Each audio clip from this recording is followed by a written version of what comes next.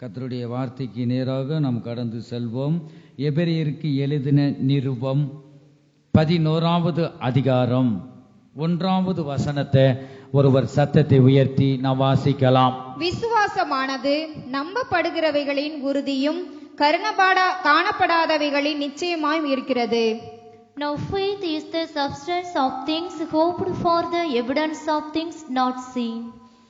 இப்பொழுது வாசிக்க கேட்ட இந்த வசனத்தின் மூலமாக கர்த்தர் ஒவ்வொரு இருதயங்களிலும் கர்த்தர் பேசும்படியாக நாம் ஜெபிப்போம். எங்கள் அன்பின் இயேசுவே, நாங்கள் உம்மை துதிக்கிறோம், ஸ்தோத்திரிக்கிறோம் அப்பா. இப்பொழுது நாங்கள் வாசிக்க கேட்ட இந்த வசனத்தின் மூலமாக கர்த்தாவே, அடியேனை மறைத்து நீங்க வெளிப்படுங்க. ஒவ்வொரு இருதயத்திலும் உம்முடைய வார்த்தைகள் உள் பிரவேசிக்கட்டும். உம்முடைய வார்த்தைகள் ஒவ்வொருவரையும் ஆசீர்வதிக்கட்டும். வேதத்தில் உள்ள அதிசயங்களை நான் பார்க்கும்படிக்கு என் கண்களை திறந்தருளும் என்று தாவீது ராஜா சொன்னது போல இந்த வேளையிலும் கர்த்தாவே, உம்முடைய வார்த்தையை கவனமாக கேட்க, உம்முடைய வார்த்தைக்கு ஒவ்வொருவரும் செவி கொடுக்க, நீங்க பேசுகிற வார்த்தையை கவனமாக கேட்க, அதுக்கேற்ற கிருபைகளை நீங்க தாங்க. உம்முடைய வார்த்தையின் மூலமாய் ஆசீர்வதிங்க. இயேசு கிறிஸ்துவின் மூலமாய் வேண்டிக் கொள்கிறோம் நல்ல பிதாவே, ஆமென். ஹல்லேலூயா. சத்தத்தை உயர்த்தி ஹல்லேலூயா, ஹல்லேலூயா. தேவனுக்கே மகிமை உண்டாவதாக. இப்பொழுது வாசிக்க கேட்ட இந்த வசனத்துல விசுவாசமானது நம்பப்படுகிறவர்களின் உறுதியும் காணப்படாதவைகளின் நிச்சயமாய் இருக்கிறது என்று நாம் வாசிக்க கேட்டோம். கர்த்தருடைய பரிசுத்த நாமத்திற்கு மகிமை உண்டாவதாக. மனுஷகுமாரன் வரும்போது அநேகருடைய விசுவாசத்தை காண்பாரோ. இப்ப இந்த கடைசி காலத்தில் நமக்கு எதுதான் முக்கியம்? விசுவாசம் வேண்டும். விசுவாசம் இல்லாமல் தேவனுக்கு பிரியமாய் இருப்பது கூடாத காரியம். பாருங்க, இந்த இடத்துல அதே கால வேளையில் தேவன் நம்மோடு பேசுகிற ஜீவனுள்ள வார்த்தையாக இருக்கிறது. விசுவாசமானது நம்பப்படுவர்களும் உறுதியில் இருக்கு. நீ எந்த அளவுக்கு நம்புகிறையோ அந்த உறுதியில இருக்கிறது. காணப்படாதவைகளின் நிச்சயமாய் இருக்கிறது. நீ நினைப்பதற்கும் நீ வேண்டிக் கொள்வதற்கும் மேலாகவே ஆண்டவர் தருகிற தேவன். நீ ஞானத்தை கேட்டிருக்கலாம், ஆனா ஐஸ்வர்யத்தையும் சேர்த்து சாலமோன் ராஜாவுக்கு தந்தது போல கர்த்தர் நமக்கு தருவார். நீ விசுவாசித்தால் நிச்சயமாக தேவனுடைய மகிமையை காண்பாய். ஹல்லேலூயா. இந்த கடைசி காலத்துல நான் விசுவாசம் மிகவும் அவசியம். நம் பேர் என்னது? விசுவாசிகள். ஆகவே விசுவாசம் இந்த நாட்கள்ல வேணும். நம்ம எது வேண்டுமானாலும் ஜெபத்துல கர்த்தர் மேல் அவருடைய நாமத்துல நம்பிக்கை வைத்து விசுவாசத்தோடு அவரோட நாம் கேட்க வேணும். எனக்கு ஒத்தாசை வரும் பர்வதங்களுக்கு நேராக என் கண்களை ஏறெடுக்கிறேன் என்று தாவீது ராஜா சொல்றார். ஆகவே நமக்குள்ள விசுவாசம் இந்த நாட்கள்ல மிகவும் அவசியம். தேவனால கூடாத காரியம் ஒன்றுமே இல்லை. அப்ப விசுவாசம் தான் நம்ம ஒவ்வொருவருக்கும் வாக்குத்தத்த வசனம் கர்த்தர் தந்திருக்கிறார். ஆகவே இந்த வார்த்தையை நம்பணும். மனுஷரை நம்பினா நமக்கு நன்மை கிடைக்காது. நீங்க யாரைத்தான் நம்பணும்? தேவனுடைய வார்த்தையை நம்பும் போது, அந்த வார்த்தையை நீ விசுவாசிக்கும் பொழுது உன்னை அதிசயங்களே காண செய்வேன். ஆமா, அதிசயத்தை காண செஞ்சிட்டார் சொல்லிட்டு அப்படியே நீ என்ன செய்யணும்? அப்படியே நடந்துருச்சுன்னு நினைக்கணும். அதுதான் உண்மையான ஒரு விசுவாசம். ஆகவே அந்த விசுவாசத்துக்குள்ள நிரம்பி வழிய வேணும். இந்த கடைசி காலத்துல நாம் இந்த வசனத்தில் பாருங்க, நாம் வாசிக்க கேட்ட வசனத்தில் விசுவாசத்தை பற்றி நாம் பார்க்கிறோம். எத்தனை பேருக்குள்ள விசுவாசத்தை பற்றியே நாம் பார்க்கிறோம். 7 வித விசுவாசத்தை கூட நாம் பார்க்கிறோம், வேதத்துல நாம் பார்க்கிறோம். கர்த்தருக்கு ஸ்தோத்திரம். நாம் இந்த கடைசி காலத்தில் வந்திருக்கிறோம் என் ஜனமே. இந்த கடைசி காலத்தில் விசுவாசம் நமக்கு மிகவும் அவசியமாகவே இருக்கிறது. லூக்கா சுவிசேஷம் 18வது அதிகாரம் 7வது வசனத்தையும் 8வது வசனத்தையும் சீக்கிரம் எடுத்து வாசிக்கலாம். அந்தபடியே தேவன் தேவன் தம்மை நோக்கி இரவு பகலும் கூப்பிடுகிறவர்களாகிய தேவன் தம்மை நோக்கி இரவும் பகலும் கூப்பிடுவர்களாகிய தம்மால் தெரிந்து கொள்ளப்பட்டவர்களின் விஷயத்தில் நீடிய பொறுமை உள்ளவராயிருந்து அவர்களுக்கு நியாயம் செய்யாமல் இருப்பாரோ. ஹல்லேலூயா. 8வது வசனம், சீக்கிரத்திலே சீக்கிரத்திலே அவர்களுக்கு நியாயம் செய்வார் என்று உங்களுக்கு சொல்கிறேன். ஆகிலும் மனுஷகுமாரன் வரும்போது பூமியிலே விசுவாசத்தை காண்பாரோ என்றார். And shall not God avenge his own elect which grey day and night unto him, though he bear long with them? I tell you that he will avenge them speedily. Nevertheless, when the Son of Man cometh, shall he find faith on the earth? பாருங்க, இப்ப வாசிக்க கேட்ட வசனத்துல நாம் பார்க்கிறோம், இரவும் பகலும் நான் கர்த்தரை நோக்கி கூப்பிடுகிறோம். இயேசுவின் நாமத்துல நம்பிக்கை வைத்து நம்ம கூப்பிடுறோம். பாருங்க, இப்ப விசுவாசத்தோடு நாம் ஜெபிக்கணும். நாம் பண்ணுகிற ஜெபத்துக்கு என்னதான் உண்டாகணும்? உயிர் உண்டாகணும். பாருங்க, ஜெபம் என்றால் என்ன? ஏற்கனவே எத்தனை தடவை சொல்லியிருக்கேன். ஜெபம் என்றால் என்ன? நாம் தேவனோடு பேசுவது. அங்கிருந்து மறு உத்தரவு கொடுக்கும் வர நீங்க என்னதான் செய்யணும்? ஜெபிக்கணும். அதுதான் உண்மையான ஜெபங்க. நீங்க நாம் பண்ணுகிற ஜெபத்துக்கு உயிர் உண்டாகணும். ஒருத்தர் சமாதானம் இல்லையா, ஆண்டவரே அவர்களுக்கு சமாதானத்தை தாங்க. யாக்கோபு பாருங்க, விடிய போது என்னை விடு கர்த்தர் சொல்லும் போது, இல்ல ஆண்டவரே என்னை ஆசீர்வதித்தாலும் நம்ம விட மாட்டேன். அப்படி பிடிவாதமா நாம் என்ன செய்யணும்? ஒரு உறுதியோடு நாம் இருக்க வேண்டும், ஜெபிக்க வேண்டும். விசுவாசத்துல பாருங்க, நம்பப்படுகிற உறுதி இருக்கிறது. ஆகவே நாம் ஜெபம் என்பது நாம் தேவனோடு பேசுவது. அவர் நமக்கு மறு உத்தரவு கொடுக்கும் வரை நாம் தொடர்ந்து ஜெபிக்கணும். ஒருத்தர் ஜெபிக்க சொன்னா அப்படியே ஒரு நாள் ஜெபிச்சுட்டு விடக்கூடாது. அவங்களுக்கு பதில் தரும் வர நீ ஜெபிக்க வேண்டும். இந்த இடத்துல இரவும் பகலும் என்னை நோக்கி கூப்பிடுவர்களை நான் கைவிட மாட்டேன்னு சொல்றார். ஜெபங்களை நம்முடைய தேவன் கேட்கிற தேவனாய் இருக்கிறார். அவர் எப்படிதான் தருவார்? நீடிய பொறுமை உள்ளவராய் இருந்துதான் கர்த்தர் நம்முடைய தேவன் தருவார். ஆகவே நாம் சோர்ந்து போகக்கூடாது. விசுவாசத்தோடு நாம் ஜெபிக்கிறவர்களாக இருக்க வேணும். இந்த மனுஷகுமாரன் பாருங்க, வரும்போது பூமியில விசுவாசத்தை காண்பாரோ. நாம் பார்க்கிறோம், இந்த ராஜாதி ராஜாவை நாம் சந்திக்கும் போது விசுவாசம் உடையவர்களாய் அநேக ஆத்துமாக்களை நம்மளை பார்க்க மாட்டாரு. பாருங்க, அவர் சந்திக்கும் போது மத்திய ஆகாயத்தில் அவர் வெளிப்படும் போது ஒரு தரம் வந்துட்டார். பாவிகளை ரட்சிக்க கிறிஸ்து இயேசு உலகத்தில் வந்தார் நமக்காக இரத்தத்தை சிந்தினார், மீட்டு எடுத்தார். வானத்துக்கு எடுத்துக்கொள்ளப்படும் போது நான் மறுபடியுமாக வருவேன், உங்களுக்காக ஒரு ஸ்தலத்தை உண்டு பண்ணின பின்பு என்னிடமாக உங்களை சேர்த்துக் கொள்வேன் சொன்னார். இரண்டாவது முறையாக பாவிகளை ரட்சிக்க வரமாட்டார், ஏற்கனவே வந்துட்டார். அவர் கல்வாரி சிலுவையில சிந்தப்பட்ட இந்த பரிசுத்தமுள்ள இரத்தத்தால் கழுவப்பட்ட ஜனங்களை, சிந்தையில் சுத்தமுள்ள ஜனங்களை, பரிசுத்தமுள்ள ஜனங்களை சேர்க்கும்படியாக அவர் வரப்போறார். இரண்டாவது முறையாக மத்திய ஆகாயத்தில் தான் வெளிப்படுவார். நாம் தாம் அவரை எதிர்கொண்டு போக வேண்டும் என்று வேதத்தில் வாசிக்கிறோம். மறுரூபத்தின் சரீரம் நமக்கு உண்டாகணும்னா அந்த பூமியிலேயே பரலோகமாக நாம் உருவாக்கப்பட வேண்டும். நாம் யாவரோடும் சமாதானமாய் இருக்க வேண்டும். ஆகவே இந்த கடைசி காலத்தில் நாம் வந்திருக்கிறோம் ஜனமே. ஆகவே விசுவாசம் உடையவர்களார் வேற எதையும் ஆண்டவர் கேட்க மாட்டார். நமக்கு பின்பாக பார்ப்பார், எத்தனை ஆத்மாவை எனக்காக கொண்டு வந்த. அதைத்தான் காசோ பணமோ கேட்க மாட்டார். இந்த காணிக்க, இந்த தசமபாகம் இதெல்லாம் சைடு, மெயின் கிடையாது. மெயின் எதுதான்? நாம் தேவனுக்காக எதை கொண்டு வந்தோம்? ஆத்மாக்களை நீ பெற்ற ரட்சிப்பே மற்றவர்களுக்கு சொல்லணும். ஒரு கிறிஸ்தவன் கிறிஸ்துவை வெளிப்படுத்தணும். நீங்க பெற்ற ரட்சிப்பை சொல்லணும். அதான் உண்மையான கிறிஸ்தவம் என்பது மதம் அல்ல, இது ஒரு மார்க்கமாக இருக்கிறது. நல்ல ஒழுக்கத்துல கொண்டு போகிற ஒரு மார்க்கமாக இருக்கிறது. எவன் ஒருவன் தேவனுடைய மார்க்கத்தை பின்பற்றுகிறானோ அவன்தான் உண்மையான ஒரு கிறிஸ்தவன். என் ஜனமே, இந்த கடைசி காலத்தில் வந்திருக்கிறோம். எங்க பார்த்தாலும் விசுவாசம் இல்லை. அநேகர் ஊழியர்களுக்குள்ள நாம் பார்க்கிறோம், விசுவாசம் இல்லை, புற ஆடம்பரம். பாருங்க, தேவனுக்கு கணக்கு கொடுக்கணுமே அந்த சிந்தையில இல்லை. அநேகரை நாம் பார்க்கிறோம். இதெல்லாம் பார்க்கும்போது இது கடைசி காலம் என்று நாம் அறிய வேண்டும். பெரிய பெரிய ஊழியக்காரெல்லாம் அநேகர் பாவத்தில் விழுந்து போகிறதை பார்க்கிறோம். பிசாசு வஞ்சித்து கொண்டிருக்கிறான். ஆகவேதான் சொல்றாரு, நீ ஊழியக்காரை நோக்கிப்பார், மனுஷரை நோக்கிப்பார்னு வேதத்துல சொல்லல, இயேசு கிறிஸ்துவை நோக்கிப்பார். நான் உனக்கு வைத்திருக்கிற அடிச்சுவடை நீ பின்பற்று. ஆண்டவர் சொல்லிட்டு போல ஒரு செய்தே காண்பித்தார். என் ஜனமே, அநேகர் பார்க்கிறோம், மாடி மேல மாடி, காரு மேல காரு நாம் பார்க்கிறோம். அவங்கெல்லாம் ஊழியக்காரன்னு நம்ம சொல்லிக்கிறலாம், ஆனா ஆண்டவர் ஏற்றுக்கொள்ள மாட்டார். என் ஜனமே, கஷ்டப்படுறவர்களுக்கு நீ உதவி செய். ஏன் ஆண்டவர் தாரார்?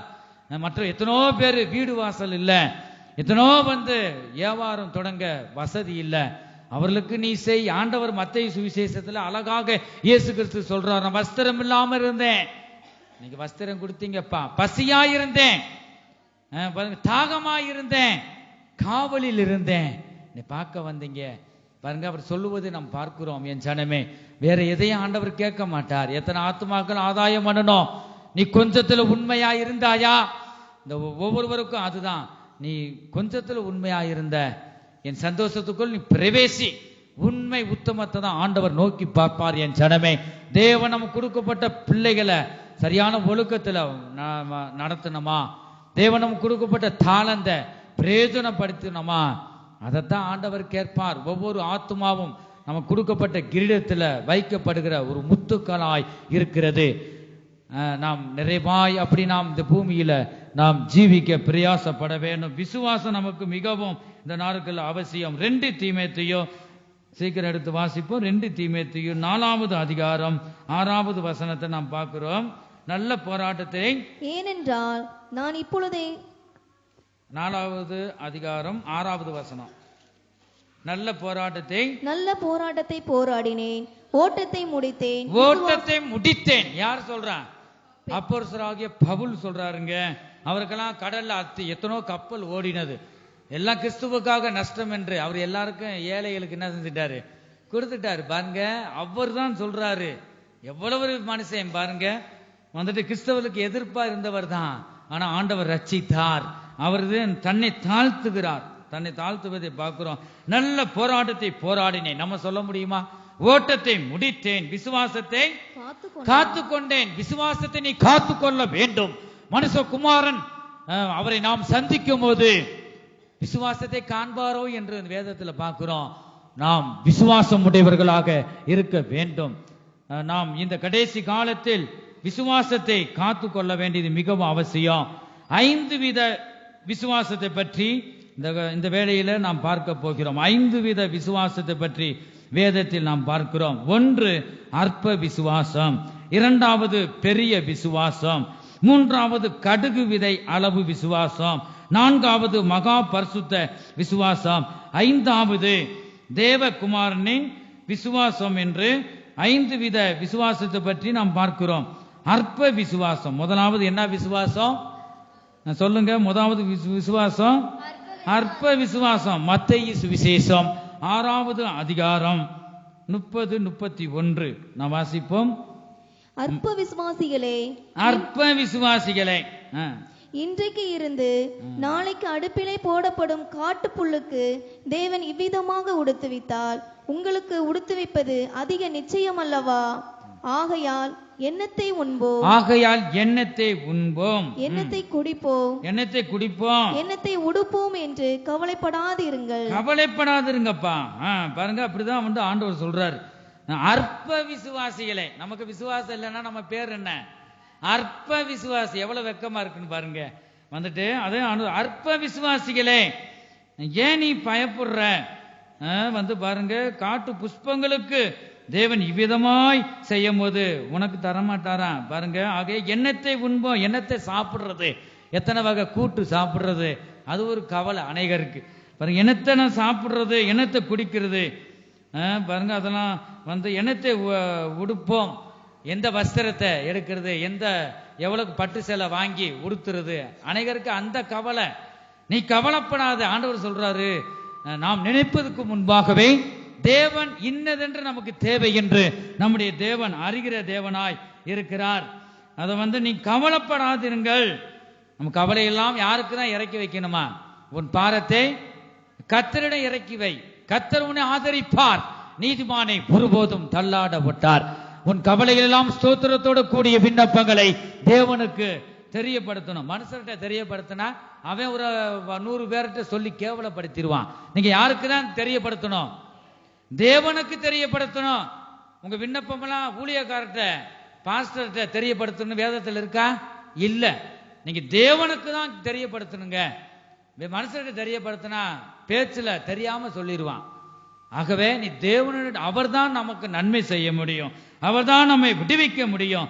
ஆகவே தேவனுக்கு நாம் கீழ்ப்படிந்து வார்த்தைகளுக்கு செவி கொடுக்க வேண்டும். அதுதான் பார்க்கிறோம். கவலைப்படுகிறவர் தான் யாருது? அவங்க தான் அற்ப விசுவாசி என்று நான் வாசிக்க கேட்டோம். பாருங்க, இந்த அற்ப விசுவாசிகள் தனிப்பட்ட தேவைகளை குறித்து அவன் கவலைப்படுகிறார்கள். சோதனைகளையும் பரீட்சைகளையும் பார்த்து பயப்படுகிற ஜனங்கள் இவர்கள் தான் யாரு? அற்ப விசுவாசிகள். இரண்டாவது பார்க்கிறோம் பெரிய விசுவாசம். இரண்டாவது என்ன?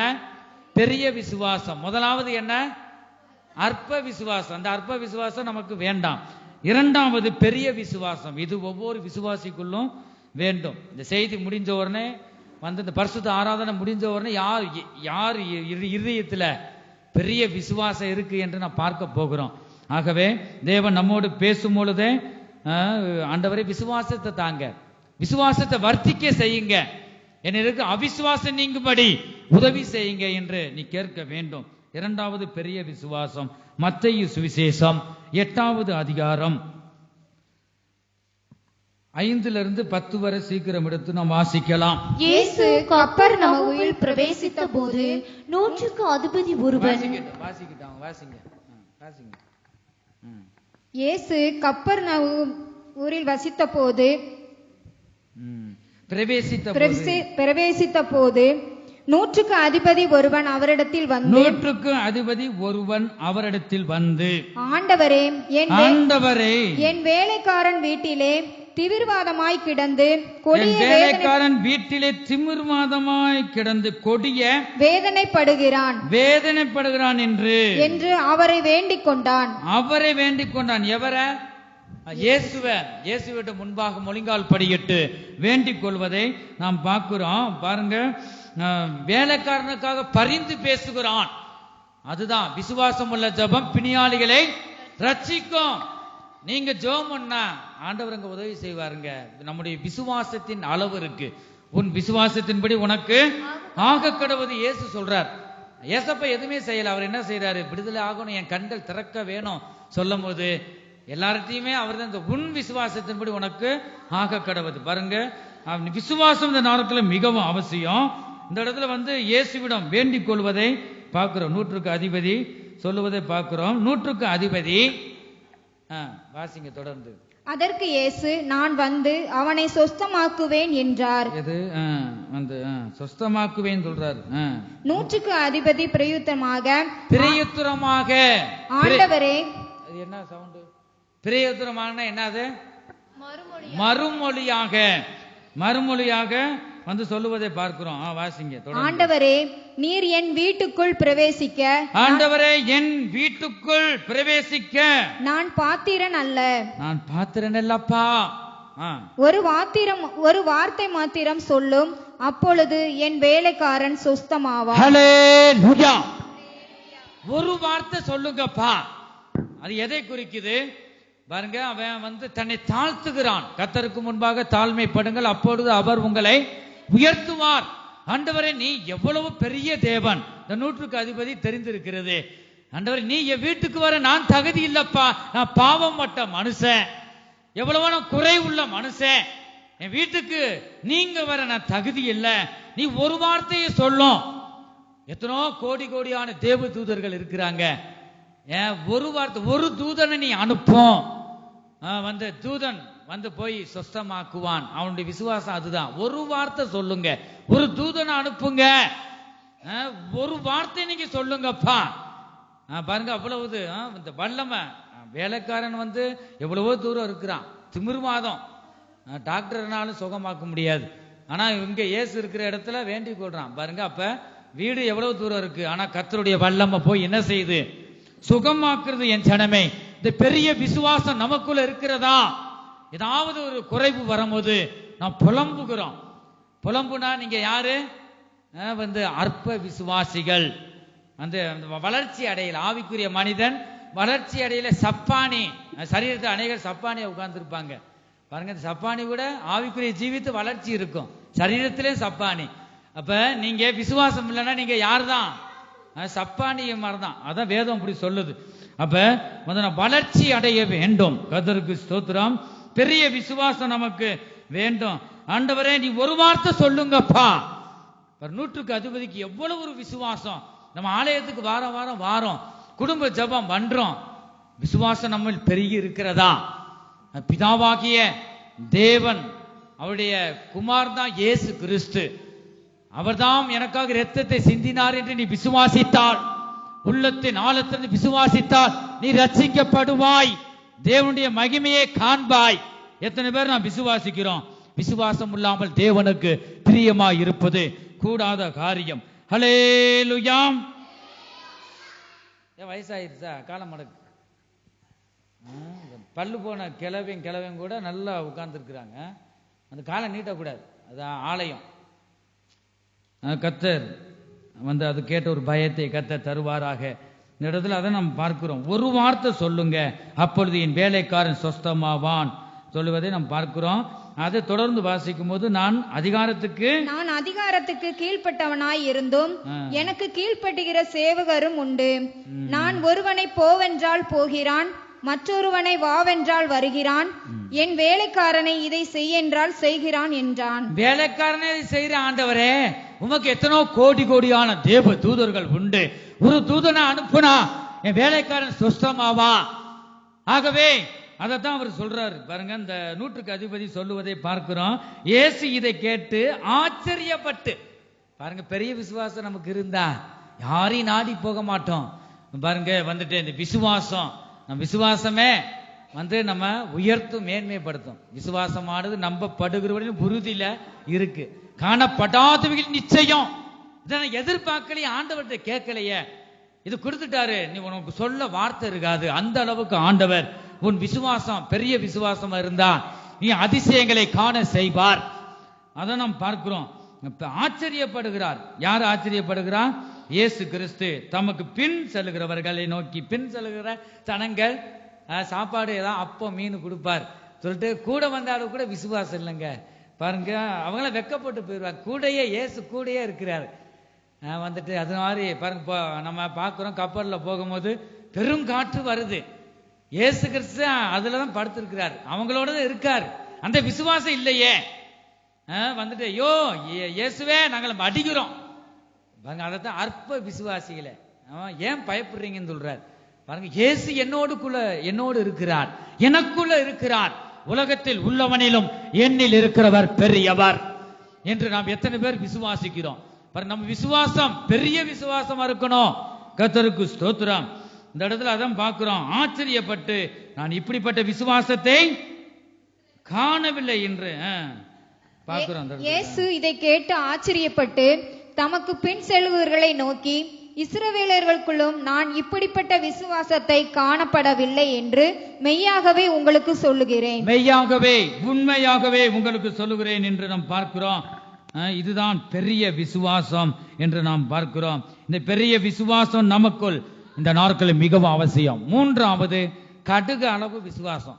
நம்ம எது குழம்புக்கு போட்டாலும் கடுகு மிகவும் அவசியமா இருக்கு பாருங்க. வந்துட்டு கொஞ்சமாவது கடுகு போடுவோம். ஏன் கடுகு சொன்னார்? எத்தனவோ விதைகள் இருக்கிறது, பூசணிக்காய் விதை, வேற என்னது, ஏகப்பட்ட விதை, பெரிய பெரிய விதை, பலாக்கொட்டெல்லாம் பெரிய விதை தான். ஆனா கடுகு ஏன் சொன்னார் சொல்லுங்க பார்ப்போம். சின்னதா இருக்கு, நான் பெருசாவா சொன்னேன்? சின்னதா தான் இருக்கு. ஏன் கடுக சொன்னார்?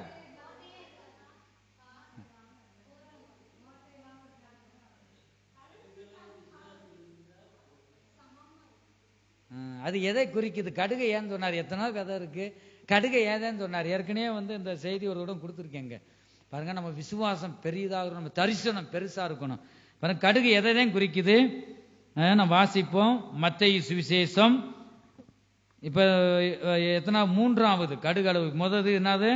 அற்ப விசுவாசம். இரண்டாவது பெரிய விசுவாசம். மூன்றாவது கடுகளவு விசுவாசம். மத்தேயு சுவிசேஷம் 17வது அதிகாரம் 14 21 வரை நாம் வாசிப்போம். அவர்கள் ஜனங்களிடத்தில் வந்தபோது ஒரு மனுஷன் அவரிடத்தில் வந்து அவர் முன்பாக முழங்கால் படியிட்டு. நல்லா கவனிக்கணும். இயேசுவுக்கு முன்பாக வந்தா நம்ம என்னதான் செய்யணுமா? முடியலன்னா பரவாயில்ல, நல்லா இருக்கிறவங்க, ஆரோக்கியமா இருக்கிறவங்க முழங்கால் படியிட வேண்டும். இந்த இடத்துல அவன் தான் பார்க்கிறோம்.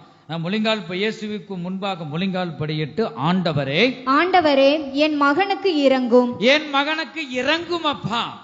அவன் சந்திரியாய் கொடிய வேதனைப்படுகிறான். வேதனை பாருங்க, வியாதி 39 வியாதியை பார்க்கிறோம். 39 வியாதிகளுக்காகவும் இயேசு கிறிஸ்து முதுகுல தழும்புகளை நாம் பார்க்கிறோம். அடிபட்டார், ஆகவே அவர் தழும்புகள்லாம் நம்ம சுகமாகிறோம். நம்ம வந்து பார்க்கிறோம், கொடிய வேதனைப்படுகிறான்ப்பா, என் பெத்த பிள்ளை என்ன செய்ய முடியும், பார்க்க முடியல, ஜீவன் தந்தது நீர். கேள்விப்பட்டு தான் இந்த மகனுடைய தகப்பன் வந்து இந்த வேதனையை கொட்டுறாரு. அடிக்கடி என்ன செய்யறானா, அடிக்கடி தீயிலும் அடிக்கடி ஜலத்திலும் விழுகிறான். ஜலம்னா தண்ணீர்ல, தீயிலும் விழுகிறான். வந்து அவனை உம்முடைய சீசர்களிடத்தில் கொண்டு வந்தேன், அவனை சொஸ்தமாக்க அவர்களால் கூடாமற் போயிற்று என்றான். 12 சீசர்கள் இருக்காங்களே, நீங்க தெரிந்து கொண்ட சீசருங்க, அங்க கொண்டு வந்தா என் மகனை சொஸ்தமாக்க முடியல, ஏன் விசுவாசம் இல்ல. அப்பதான் ஆண்டவர் என்ன சொல்றாரு, இயேசு பிரயுத்தரமாக மறுமொழியாக, இயேசு பிரயுத்தரமாக விசுவாசம் இல்லாத மாறுபாடுள்ள சந்ததியே, விசுவாசம் இல்லாத மாறுபாடுள்ள சந்ததியே, எதுவரைக்கும் நான் உங்களோடு இருப்பேன். நான் பாருங்க, நான் உங்களோடு, ஆண்டவர் இருக்கிறாரு, அந்த பவரே தெரியல. கர்த்தர் நம்மளை என்னைக்கு ரட்சித்தாரோ, இயேசு கிறிஸ்து மெய்யான தேவன் நம்ம ஏற்றுக்கொள்ளும் போது அத்தனை பேர்களும் வந்து அவருடைய பிள்ளைகளாகும்படி அதிகாரத்தை தராரு. அந்த விஷயம் தெரியல. நான் உங்களோடு இருக்கேன், உங்களோட எத்தனை நாள் இருப்பேன், விசுவாசம் இல்லையே சொல்லுவதே நாம் பார்க்கிறோம். உங்க குடும்பங்கள் யாருக்காவது சிறு பிள்ளைகளுக்கு காய்ச்சலோ ஏதோ இருந்தா எங்கதான் நம்ம போறோம், ஆஸ்பத்திரிக்கு போறோம். பாருங்க, நல்லா கவனிச்சுக்குங்க. அவன் வந்து எத்தனை நரம்பு இருக்கு என்ன, அதுக்கு டாக்டர்களுமே எத்தனோ வகை வகையா இருக்காங்க. பாருங்க, அந்தந்த உறுப்புகளுக்கு பார்க்கிற டாக்டர்கள் இருக்கிறாங்க, அவங்க படிச்சிருக்காங்க, அவ்வளவுதான். ஆனா இந்த நரம்பு, எத்தனை நரம்பு இருக்கு என்ன, நம்ம சிருஷ்டித்த தேவன் அவர் தான். அவரிடமே நாம என்ன செய்யணும், சரணடையணும். அவருக்கு தான் எந்த மூலையில கோளாறு இருக்கு வந்து நம்ம ஸ்கேன் எடுக்க வேண்டிய அவசியம் இல்லை. அது பெரிய விசுவாசம் இருந்தா தான் வந்து அப்படி நம்ம விசுவாசமா இருப்போம். அப்படி இல்லாத பட்சத்துல விசுவாசம் கொஞ்சமா இருந்தா நம்ம விசுவாசத்தை வர்த்திக்க செய்யுங்க. சீசர் அதை தான் கேட்கிறாங்க. வந்துட்டு மாறுபாடுள்ள சந்ததியை எதுவரைக்கும் நான் உங்களோட இருப்பேன் வந்து சொல்லுவது பார்க்கிறோம். எதுவரைக்கும் உங்களிடத்தில் பொறுமையா இருப்பேன். நம்ம படைத்தவர்கிட்ட நம்ம சரண் அடைஞ்சிடணும். வந்துட்டு நீங்க தேங்காய் எடுத்து ஸ்தோத்திரம் பண்ணி, ஆண்டவரை இப்படி ரத்தமாய் மாற்றுங்கப்பா, என் பிள்ளைகிட்ட பூசும் போது இப்படி ரத்தம், சுத்தமுள்ள ரத்தம் சுகமாக்கணும். நீங்க ஜோமுனுங்க பார்ப்போம். மற்றவர்களுக்கு தான் நீங்க ஜெபிக்க கூடாது. உங்க பெத்த பிள்ளைகளுக்கு நீங்க வீடுகள் இருக்கும்போது தொட்டு விசுவாசம் வேணும். விசுவாசத்தோடு ஜெபமுனுங்க, ஆண்டவர் பெரிய காரியங்களை செய்வார், சர்வாங்க சுகத்தை தருவார். அதை நம்ம பார்க்கிறோம். அப்ப வந்து வீடுகளில் வந்து நீங்க ஜெபிக்கணும். மனைவி கணவனுக்காக ஜெபிக்கலாம், கணவன் மனைவிக்காக ஜெபிக்கலாம், பிள்ளைகள் உங்க பிள்ளைகளுக்கு நீங்க ஜெபிக்கணும். எல்லார்ட்டையும் நீங்க ஜெபிக்கிறேன்னு போயிடக்கூடாது. தலையில வச்சுட்டா அவனுக்குள்ள இருக்கிற ஆவி உங்களுக்குள்ள ஏறிக்கிறோம். ஆகவே வந்து ஜாக்கிரதையாக இருக்க வேண்டும். விசுவாசம் உங்களுக்குள்ள மிகவும் அவசியமா இருக்கு. கடுகளவு விசுவாசம் நமக்கு இருக்கிறதா? வாசிங்க தொடர்ந்து. அவனை என்னிடத்தில் கொண்டு வாருங்கள் என்றார். அவனை என்னிடம் கொண்டு வாப்பா. யார் சொல்றா? இயேசு சொல்றார். இயேசு பிசாசை அதட்டினார். பிசாசை என்னதான் செய்யணும்? அதட்டணுமா இல்லையா? பேச்சுவார்த்தை நடத்தக்கூடாது. அநேகர் பாருங்க, பிசாசு அலக்கழிக்கும். நீ எங்க இருந்து வர, உன் பேர் என்ன பிசாசை சொல்ற? பிசாசு என்னதான் செய்யக்கூடாது? பேச்சுவார்த்தை நடத்தக்கூடாது. இயேசு என்னதான் செஞ்சாராம்? பிசாசு பேச ஒட்டாமல் இருக்கு. ஒரு இன்னொரு இடத்துல வந்து பிசாச அதட்டினார். அப்ப இடம் கொடுக்க கூடாது. தேவனுக்கு கீழ்ப்படிந்திருங்கள், பிசாசுக்கு எதிர்த்து நில்லுங்கள், அப்பொழுது அவன் உங்களை விட்டு ஓடியே போவான். ஆகவே வந்து நம்ம பேச்சுவார்த்தை நடத்தக்கூடாது. இயேசு பிசாசை அதட்டினார். உடனே அது அவனை விட்டு புறப்பட்டது. அந்நேரமே அந்த இளைஞன் சொஸ்தமானான். ஹல்லேலூயா. ஹல்லேலூயா. அப்பொழுது சீசர்கள் இயேசுவினிடத்தில் தனித்து வந்து அதை துரத்திவிட எங்களால் ஏன் கூடாமற் போயிற்று என்று கேட்டார்கள். அதற்கு இயேசு, உங்கள் அவிசுவாசத்தினால்தான், கடுகு விதையளவும் விசுவாசம் உங்களுக்கு இருந்தால் நீங்கள் இந்த மலையை பார்த்து இவ்விடம் விட்டு அப்புறம் போ என்று சொல்ல அது அப்புறம் போ, உங்களால் கூடாத காரியம் ஒன்றுமிராது என்று மெய்யாகவே உங்களுக்கு சொல்லுகிறேன். பாருங்க, இந்த இடத்துல அதான் கடுகு விதை என்பது பாருங்க, இந்த விசுவாசம் நமக்கு இருந்தா போதும். நீங்கள் இந்த மலையை பார்த்து, மலைனா நமக்கு எத்தனோ காரியம் இருக்கு, இந்த பெரிய மலையை பார்த்து, மலையே நகர்ந்து போ, சமுத்திரத்தை விழுன்னு சொல்லுவோமா? அதவா அந்த பைபிள் சொல்லப்பட்டிருக்கு.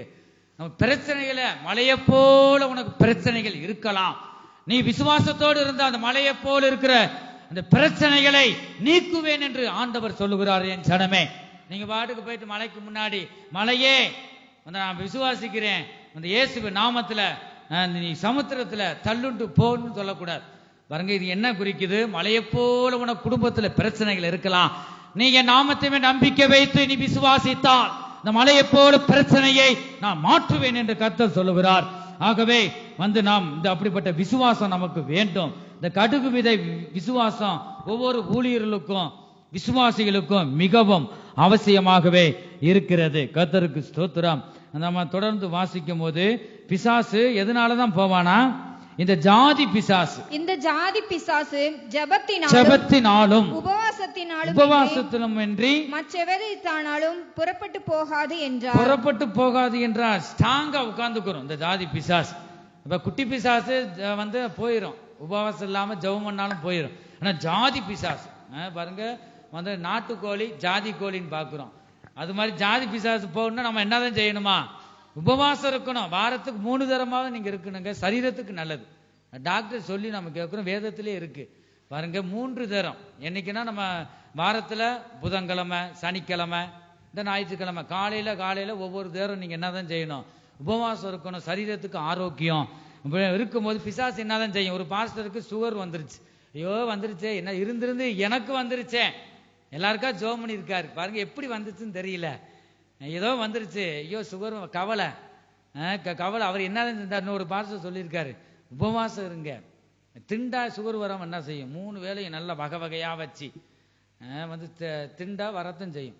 அப்ப உபவாசம் இருக்கணும்ல, வேதத்துல நல்லா சொல்லிட்டு போயிருக்காரு ஆண்டவர். பிறகு இன்னொரு பாஸ்டர் சொல்லிதான் உபவாசம் இருந்தாராம். உபவாசம் இருக்கும், அவர் என்ன இருந்தாராம்? உபவாசம் இருந்தா பிசாசு போயிடும் சொல்லிட்டு வந்த உடனே அவர் என்ன இருந்தாரு? உபவாசம் இருந்து சொல்லுவோம், ஐயோ என்னால இருக்க முடியல, என்னை கொன்றுவோருக்கு பிசாசு சரீரத்துல இருக்க முடியல, பட்டினியா நீ சாகடிக்கிற, நீயும் வேணாம் உன் சரீரமும் வேண்டாம், நான் போறேன் என்ன செஞ்சிருது? போயிருச்சான். அவர் இருந்து 1 நாள் தான் இருந்தாரன், காலையில இருந்து சாயந்தரம் வரைக்கும். பாருங்க, இந்த பிசாசு நான் போறேன், என்னை கொன்றுவியே, இருந்து உங்ககிட்ட வந்தேன், என்னை கொன்றுவோன்னு ஓடிடுச்சான். பாருங்க, அதுதான் பிசாசுக்கு எதிர்த்து நிக்கிறது. ஒவ்வொரு குடும்பங்கள்லயும் ஒரு மாற்றங்கள் இல்லையா? ஜீவியத்துல அப்படி போராட்டமா இருக்கா?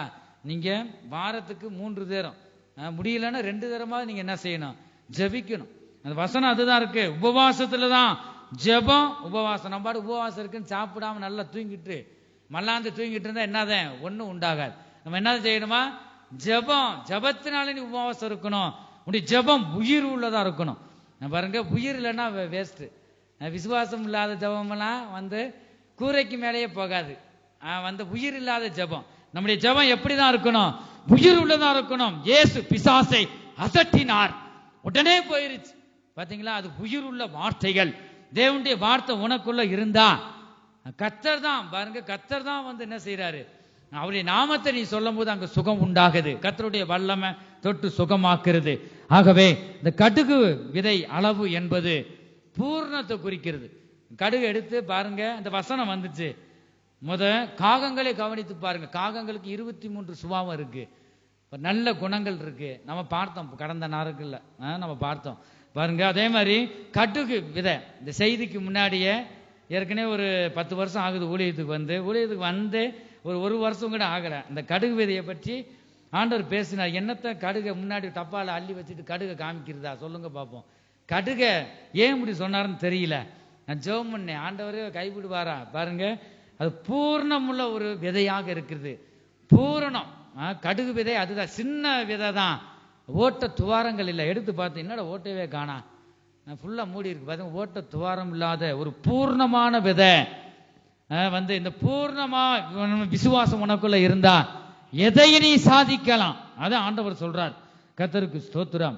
இந்த கடுகு விதை அளவு நமக்கு இருக்கிறதா? கர்த்தருடைய பரிசுத்த நாமத்திற்கு மகிமை உண்டாகட்டும். நாம் மலையை போல பிரச்சனைகள் இருக்கலாம்.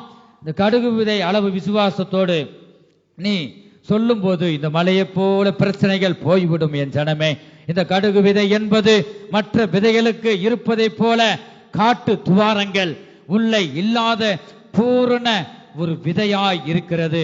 ஆகவேதான் இயேசு சொன்னார், கடுகு விதையை பற்றி சொன்னார். கடுகு அளவு விசுவாசம் என்பது ஒரு உறுதியான விசுவாசம், ஒரு உறுதியா இருக்க வேண்டும். விசுவாசமானது நம்பப்படுகிறவனின் உறுதி என்று நாம் வாசிக்க கேட்டோம். என் ஜனமே, கடுகு விதை அளவு என்பது ஒரு உறுதியை குறிக்கிறது.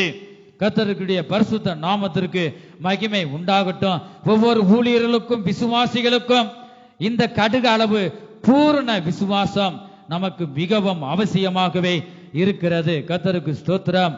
ஒவ்வொரு ஊழியர்களுக்கும் கூட பிசாசுகளை துரத்துவதற்கும் கூட பாருங்க மற்றவர்களை ரட்சிப்பதற்கும் கூட வழி நடத்த கூட இந்த நாட்களில் இந்த கடுகு அளவு விசுவாசம் மிகவும் அவசியமாகவே இருக்கிறது. இந்த கடுகு அளவு விசுவாசம் நமக்குள் மிகவும் அவசியம் என் சனமே.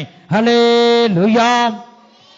நல்ல போராட்டம் போராடி ஜெயித்தே நித்திய ஜீவனை நாம் பெற்றிடவே.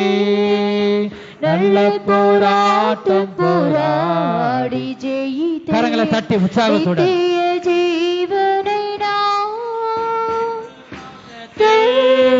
நிலைத்திருப்போம். அசையாது அழைப்பினை காத்து கொள்வோம். விசுவாசத்தில் நிலைத்திருப்போம். அசையாது அழைப்பினை காத்து கொள்வோம். ஹல்லேலூயா.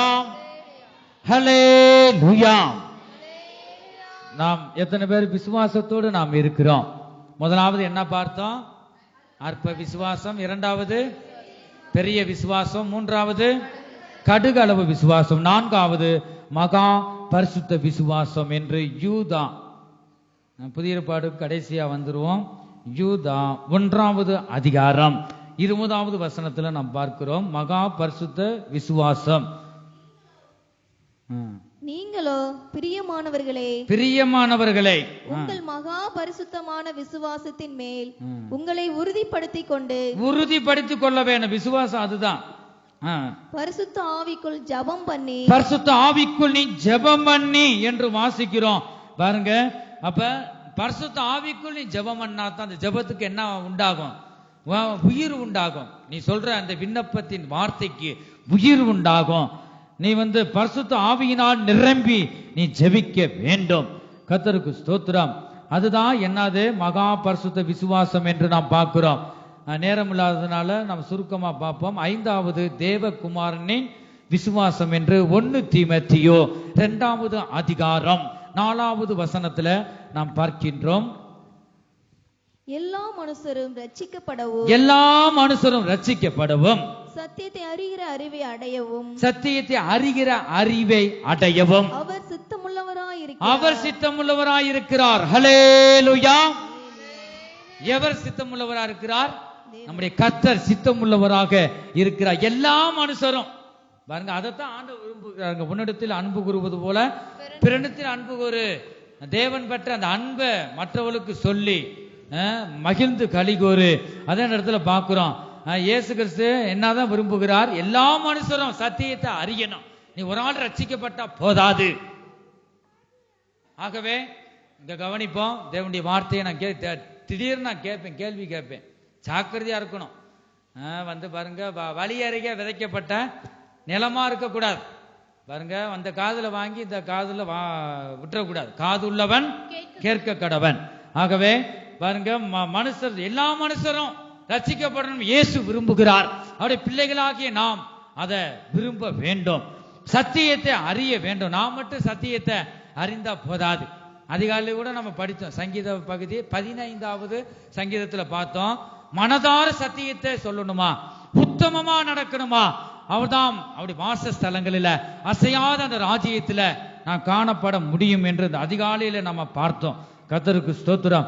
ஆகவே அந்த விசுவாசம் நமக்கு வேண்டும். எல்லா மனுஷரும் நீ குட்டையா இருக்க, நீ வளர்த்தியா இருக்க, நீ சப்பானியா இருக்க, ஆண்டவர் பார்த்தாரா? இல்ல. எல்லா மனுஷரும் அவருடைய பிள்ளைகள். நம்ம கருப்பா இருக்கலாம், அவங்க மனுஷர் சொல்லலாம். ஆனா ஆண்டவர் ஒவ்வொருவரும் வேறு வேறு விதமா சிருஷ்டித்து இருக்கிறார். அவர் அழகு பார்க்கிறார் நம்மளை பார்த்து. பாருங்க, அவர் பாருங்க, நான் கருப்பா இருந்தா அழகா இருக்கிறேன் என்று வேதத்துல பார்க்கிறோம். அப்ப ஆண்டவர் என்னதான் இருதயத்தை பார்க்கிறார், மனுஷனோ முகத்தை பார்க்கிறான். உன் இருதயம் தேவனுடைய அன்பில அலங்கரிக்க வேண்டும். விசுவாசத்துல நீ பெருக வேண்டும் என்றுதான் தேவன் இந்த வேளையில் அவர் பேசுகிறார். கர்த்தருக்கு ஸ்தோத்திரம். எல்லா மனுஷரும் ரட்சிக்கப்பட வேண்டும் என்று எத்தனை பேர் வாஞ்சிக்கிறோம்? 1 தெசலோனிக்கேயர் 4வது அதிகாரம் 3வது வசனத்தை சீக்கிரம் எடுத்து வாசிக்கலாம். நீங்கள் பரிசுத்தம் உள்ளவர்களாக வேண்டும் என்பதே தேவனுடைய சித்தமா இருக்கிறது என்று வாசிக்கிறோம். எல்லா மனுஷரும் பரிசுத்தமா இருக்கணும். இந்த ஆராதனை பகுதியில் கூட பரிசுத்த ஆவியானவர் பேசினார். நான் பரிசுத்தர், உங்கள் நடக்கையில் எல்லாவற்றிலும் பரிசுத்தராய் இருங்கள். வசனத்துல பார்க்கிறோம், யாவரோடும் சமாதானமா இருக்கவும் பரிசுத்தம் உள்ளவர்களா இருக்கவும் நாடுங்கள். பரிசுத்தம் இல்லாமல் ஒருவனும் கர்த்தரை தரிசிப்பதில்லையே. எபிரேயருக்கு எழுதின நிருபத்தில் நாம் வாசிக்கிறோம். கர்த்தருக்கு ஸ்தோத்திரம். விசுவாசம் நமக்கு மிகவும் அவசியமாகவே இருக்கிறது. எத்தனை பேர் நாம் விசுவாசம் உடையவர்களாக இருக்கிறோம்? ஒரு பரிசுத்தமான ஒரு ஜீவியை நாம் செய்யறோமா? பரிசுத்தத்தை நாம் பார்க்க முடியல. ஒரு குடும்பங்களிலும் தேவனுக்கு ஏற்ற ஒரு பரிசுத்தம் இல்ல. ஊழியர்களுக்குள்ளுமே தேவனுக்கு ஏற்ற ஒரு பரிசுத்தம் இல்ல. பாருங்க, ஏதோ ஜீவிக்கிறாங்க. இயேசு ராஜா சீக்கிரம் வருவார், அவருடைய வருகை எந்த நேரம் என்று சொல்ல முடியாது. பாருங்க, தேவ எக்கால சத்தம் கேட்கும். அதுதான் இந்த பூமியில கேட்கப்படுகிற கடைசி சத்தம். இந்த சத்தத்துல 3 சத்தங்கள் கேட்கும். என்னென்ன சத்தம் கேட்கும்? பிரதான தூதருடைய சத்தம், வேற தேவ எக்கால சத்தம், இன்னொன்னு பிரதான தூதருடைய சத்தம், ஆரவார சத்தம். ஆரவார சத்தம், 2வது பிரதான தூதருடைய சத்தம், கடைசி தேவ எக்கால சத்தம். இந்த எக்கால சத்தத்துக்கு நாம் ஆயத்தப்பட வேணுமானால் இந்த காலத்துல விசுவாசத்துல நிரம்பி காணப்படுவோம். தேவ அன்பிலை நாம் வளருவோமாக. கர்த்தருக்கு ஸ்தோத்திரம். அப்படி நாம் காணப்படும் போது பரிசுத்தத்தின் மேல் பரிசுத்தம் நாம் அடைய வேண்டும். ஒருவனும் பரிசுத்தவான் கிடையாது. சிப்பா போட்டு வெள்ளையா வரலாம், நான் வெள்ளையா நின்றாப்புல பரிசுத்தவானா இல்ல. இந்த வெள்ளை எதுக்காக போடுறோம்? உன் இருதயமும் பரிசுத்தமா இருக்கணும், ஒரு அடையாளம், அவ்வளவுதான். மற்றபடி உன் இருதயத்தை பார்க்கிறார். தேவனுடைய பார்வையில நீ இருக்கணும். தேவனுடைய வார்த்தை உனக்குள்ள இருந்தா தான் நீ பரிசுத்தத்தின் மேல் பரிசுத்தம் அடைய முடியும். ஒரு வாலிபன் வசனத்தினாலதான் என்ன செய்யணும்? இந்த வசனத்தை காத்து கொள்ளும் போதுதான் சுத்தமாவான் என்று சங்கீத புஸ்தகத்துல நாம் வாசிக்கிறோம். ஆகவே அவருடைய பார்வையில இருக்கணும். அதுதான் நமக்கு பாதுகாப்பு. பாருங்க, அதுதான் பரிசுத்தம் அடைய முடியும். ஆகவே அப்படிப்பட்ட இந்த சிந்தை நமக்கு மிகவும் அவசியம். அவரை போல இயேசுவின் இரத்தத்தின் மூலமாக நாம் கழுவப்பட்டு பரலோகம் கூட்டி சேர்க்க வேண்டும் என்று இந்த தேவகுமாரனுடைய விசுவாசம் இருந்தது. அதுதான் தேவகுமாரனுடைய விசுவாசம். எல்லா ஜனங்களும் ரட்சிக்கப்படணும், என் சத்தியத்தை அறிய வேண்டும், எல்லாரும் நான் இருக்கிற இடத்துல சேர்க்க வேண்டும். அப்படிப்பட்ட விசுவாசம் பிதாவாகிய தேவன் அவருடைய ஒரே குமாரனாகிய இயேசு கிறிஸ்துவுக்குள்ள, அதான் தேவகுமாரனுடைய விசுவாசம் அவருக்குள்ள இருந்தது. என் ஜனமே, ஒன்று என்ன பார்த்தா அற்ப விசுவாசம், பெரிய விசுவாசம், கடுகு விதை அளவு விசுவாசம், மகா பரிசுத்த விசுவாசம், தேவகுமாரனின் விசுவாசம் என்று நாம் பார்த்தோம். கர்த்தருக்கு ஸ்தோத்திரம். எத்தனை பேர் நாம் விசுவாசத்தோடு இருக்கிறோம்? விசுவாசம் இல்லைன்னா என்ன உண்டாகாது? சமாதானம் உண்டாகாது. இப்ப எத்தனை விசுவாசத்தை பற்றி பார்த்தோம்? நம்ம 5 சொல்லுங்க பார்ப்போம், மனப்பாடமா சொல்லுங்க. 1, சத்தத்தை உயர்த்தி.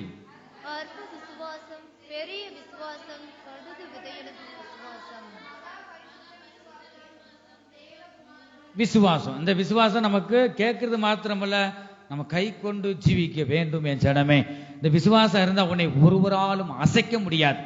உன் வீட்டை சுத்தியிலும் தேவதூதருடைய காவல் இருக்கும். கர்த்தர் உனக்குள்ள இருக்கிறார். ஆகவே ஜெயமாய் வழி நடத்துவார். இப்படிப்பட்ட விசுவாசம் நமக்கு இருக்கிறதா? இப்ப ஆண்டவர் பேசின அந்த விசுவாசத்தை 5 விசுவாசம், அதுல 4 விசுவாசம் நமக்கு மிகவும் அவசியம்.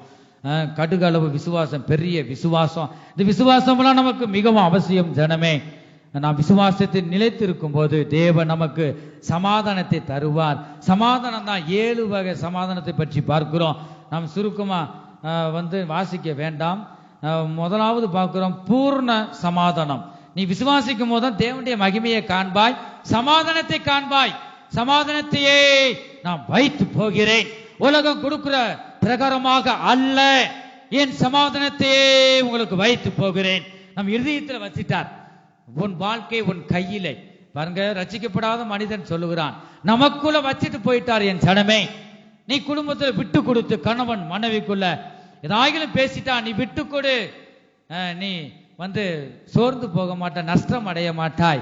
நீ விட்டு கொடுத்தா கர்த்தர் உன்னை உயர்த்துவார். அதை நாம் பார்க்கிறோம். நீ மன்னிக்கணும்.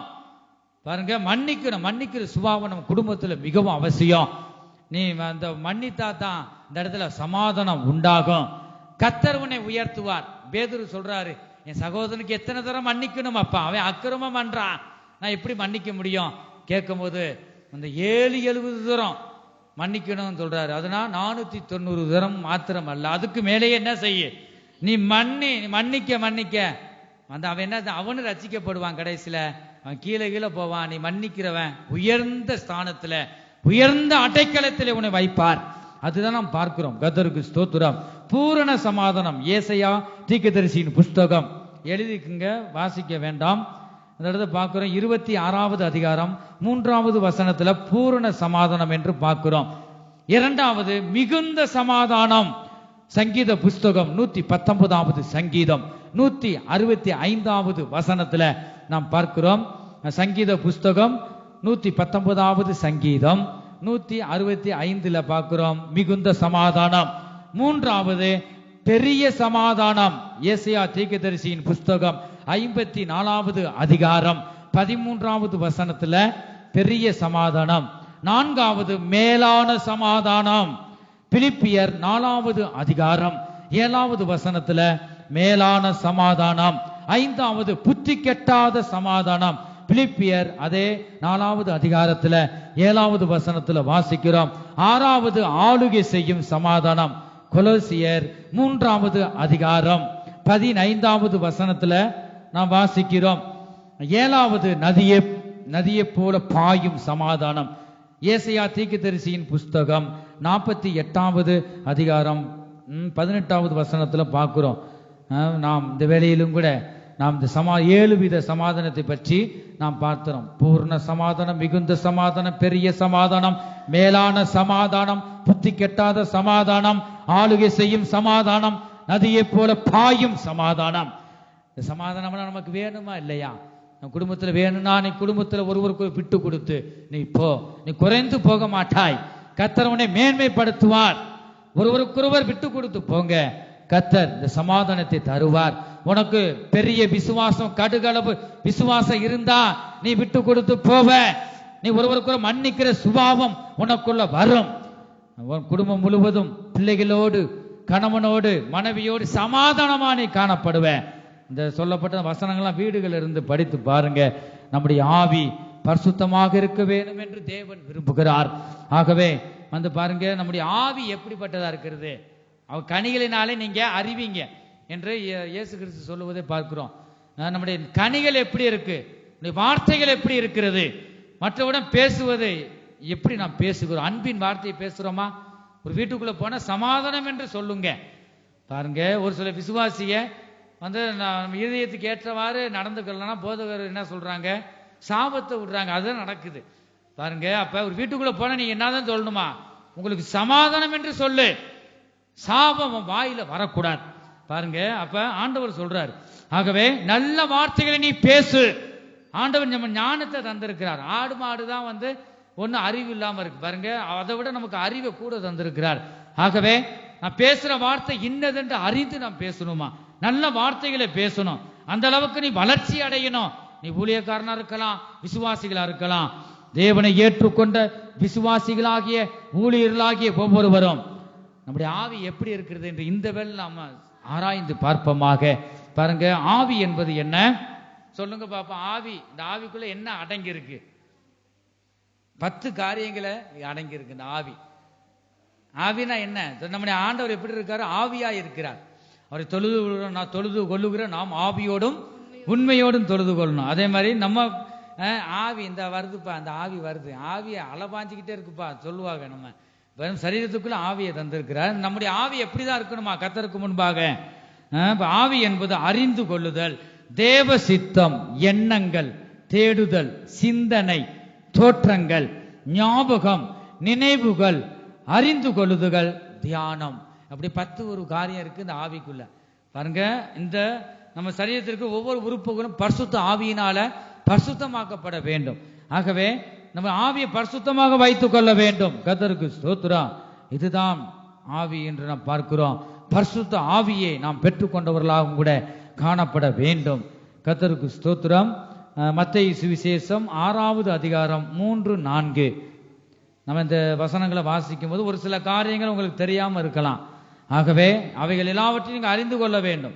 எல்லாரும் சத்தியத்தை நீங்க அறியணும். சத்தியத்தையும் அறிவீர்கள், சத்தியம் உங்களை விடுதலையாக்கும். அப்ப சத்தியம்தான். குமாரன் உங்களை விடுதலையாக்கினால் மெய்யாகவே விடுதலை ஆவீர்கள். கர்த்தரே ஆவியானவர், கர்த்தருடைய ஆவி எங்கேயோ அங்கே விடுதலை உண்டு. அதை நீங்க பிடித்துக் கொள்ளணும் இயேசுவை.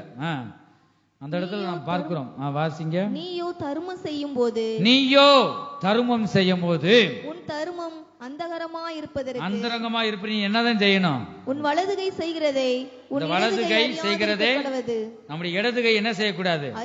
அறியாது இருக்க கடவுது. அப்பொழுது அந்தரங்கத்தில் பார்க்கிற உன் பிதாதாமே உனக்கு வெளியரங்கமாய் பலன் அளிப்பார். ஹல்லேலூயா. அது எதை பத்தி தான் சொல்றாரு ஆண்டவர்? சொல்லுங்க. வலது கை செய்யறது இடது கை தெரியக்கூடாதான். அது என்ன அர்த்தம்? அதை தான் வசனம் சொல்லுது. நான் தமிழ்ல தான் சொல்றேன். இந்த வலது கை கொடுக்க இடது கை தெரியக்கூடாது. நீங்க சொல்றது இன்னொருத்தர் பார்க்க கூடாதுதான். அதுக்கு நல்ல ஒரு விளக்கம் இருக்கு. சொல்லுங்க பாப்போம். ஏற்கனவே நான் சொல்லியிருக்கேன். அங்க பாருங்க, மறந்துட்டீங்க. அவங்க அப்படியே மனசுல வச்சிருக்காங்க. என்னதான் நம்ம சிந்தையை விட்டு என்னதான் செஞ்சிடணுமா? அழிச்சிடணும், மறந்துடணும். இன்ன நாள்ல கிறிஸ்துமஸுக்கு நான் அதை செஞ்சேன், 5000 ரூபாய் 10,000 செஞ்சேன் சொல்லிட்டு அதை எப்ப நம்ம கொடுத்த உடனே எவ்வளவு கர்த்தருக்கு மனப்பூர்ணமாக போடுறோம் பாருங்க. விதவையை பாரு, 2 காசு தான் போட்டா, தன்னையே போட்டு விட்டா. அதனால என்ன? தன்னையே ஆவி ஆத்மா சரீரத்தை இயேசுவுக்கே கொடுத்துட்டா. அதுதான் அது அர்த்தம் பாருங்க. இந்த வலது கை செய்யறத இடது கை அறிய யோசிக்க கூடாது. அதுதான் அந்த வசனத்துக்கு ஒரு அர்த்தம் பாருங்க. இடது கை அறியக்கூடாது. அதை சிந்தையிலிருந்து நீ மறந்து விட வேண்டும். அப்பொழுதுதான் என்ன உண்டாகும்? நமக்கு ஆசீர்வாதம் பரலோகத்துல உண்டாகும். கர்த்தருக்கு ஸ்தோத்திரம். அதே அந்த இடத்துல நாம் பார்க்கிறோம். அப்பதான் நமக்கு அப்பொழுதுதான் நமக்கு கர்த்தர் நமக்கு பலன் அளிக்கிறவராய் இருக்கிறார். கர்த்தருக்கு ஸ்தோத்திரம். பணாசை எல்லா தீமைக்கு வேறாய் இருக்கிறது என்று நாம் பார்க்கிறோம். அவை எல்லாவற்றையும் கடைசி நாட்கள் விசுவாசத்தை விட்டு வழி விழுகிறதுக்கு என்னதான் நமக்கு உண்டாகுது? பணாசை பிசாசு கொடுக்குறான். இப்ப ஆலயத்தில் நம்ம இருக்கிறோம். நல்லவங்க மட்டும் வாங்கன்னு சொல்ல முடியுமா? ஆண்டவர் எதுக்காக ஆலயத்தை வச்சிருக்கிறார்? நல்லவங்களும் வருவாங்க. பாவிகளை ரட்சிக்க தான் கிறிஸ்து இயேசு வந்தார்.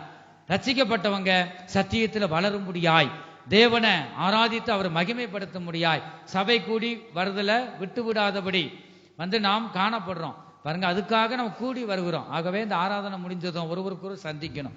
நீங்க யாரோ போயிடக்கூடாது. ஒருவருக்கொரு சந்திக்கணும். உங்க பேர் என்ன, எங்க இருக்கீங்க சொல்லிட்டு அவர்களுக்காக நீ ஜெபிக்கணும். ஒருவருக்காக ஒருவர் ஜெபிங்கள். ஆண்டவர் வேதத்தில் அதான் பார்க்கிறோம். நாம் கேட்கிறோம், வாசிக்கிறோம். நான் நடைமுறைப்படுத்தணும். ஒருவருக்கொரு நீங்க விசாரிக்கணும். நம்முடைய தேவன் விசாரிக்கிற தேவனாக இருக்கிறார். கர்த்தருக்கு ஸ்தோத்திரம். அந்த இடத்துல அதை நம்ம பார்க்கிறோம். பணாசை ஒருபோதும் வரக்கூடாது. இதை மட்டும் வாசிப்போம். வாசித்து திருவசனத்துக்கு நம்ம முழுமையாக ஒப்பு கொடுக்க போகிறோம். 1 தீமோத்தேயு 6வது அதிகாரம் 10-11.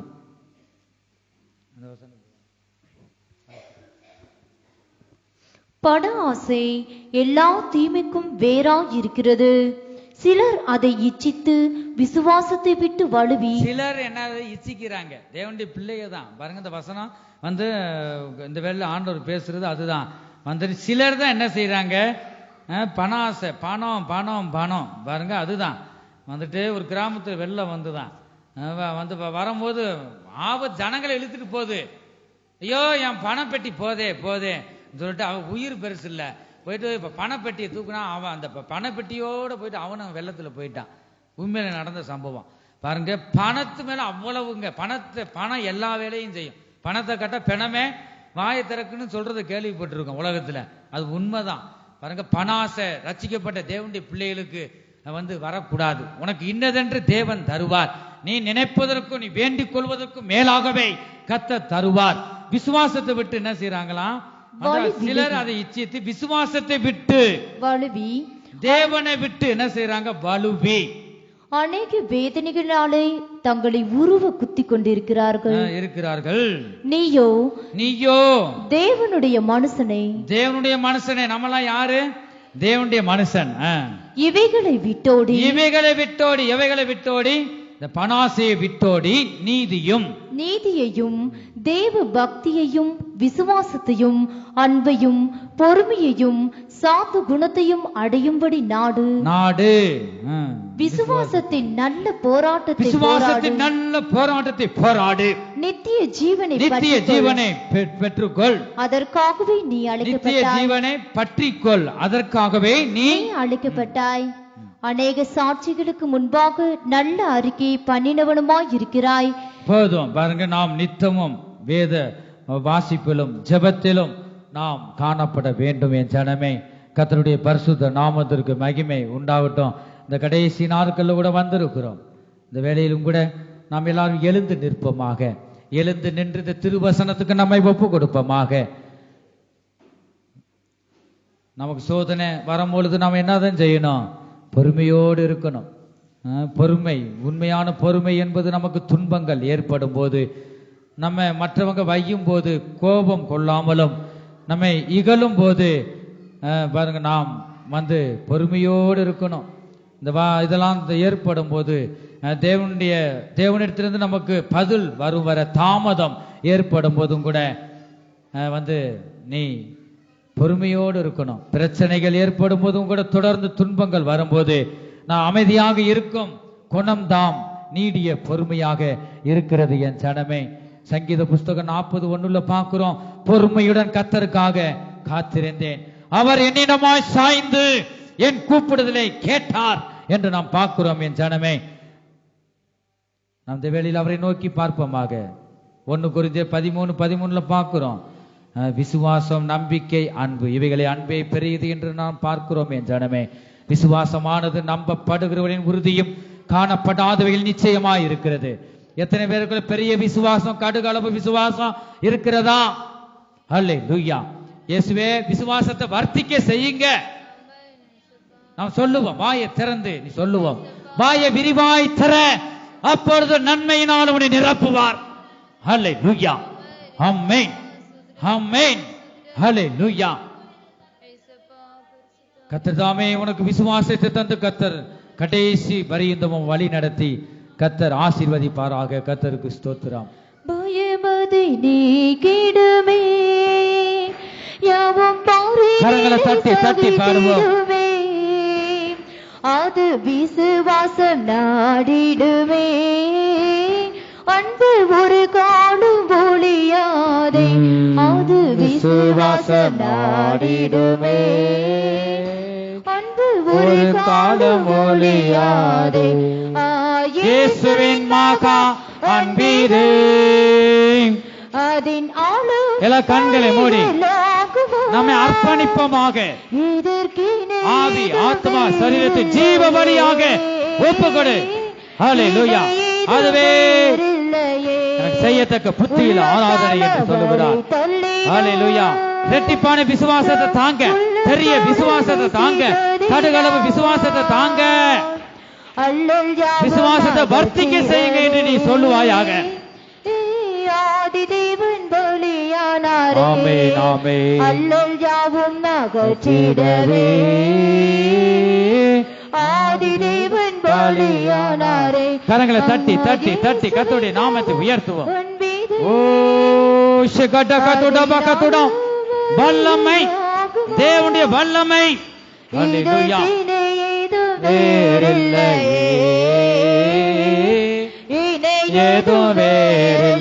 கர்த்தர் உன்னை ஆசீர்வதிக்க போகிறார்.